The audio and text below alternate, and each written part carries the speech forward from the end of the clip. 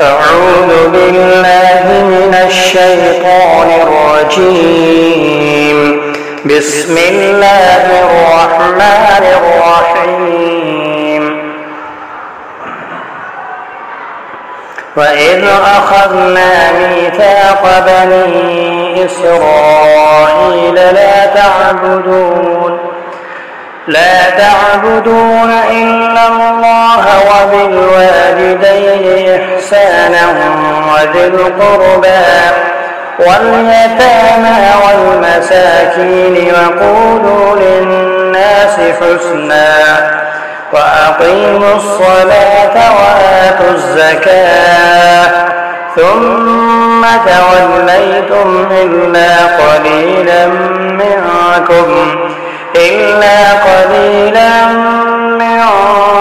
وأنتم معرضون.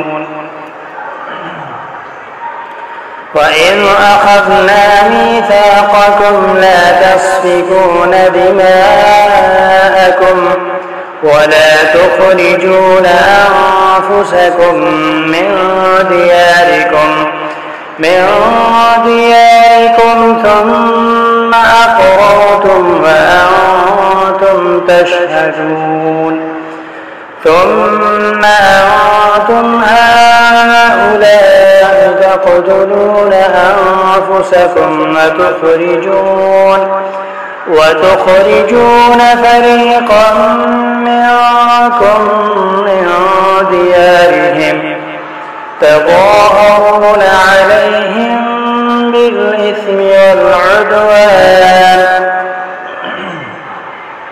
وإن يأتوكم أسارى تفادوهم وهو محرم عليكم إخراجهم. أفتؤمنون ببعض الكتاب وتكفرون ببعض فما جزاء من يفعل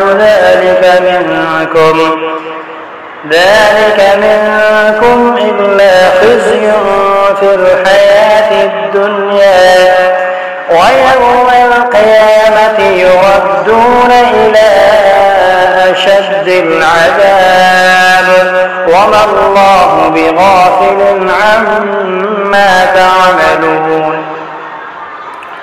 أولئك الذين اشتروا الحياة الدنيا بالآخرة فلا يخفف عنهم العذاب ولا هم ينصرون.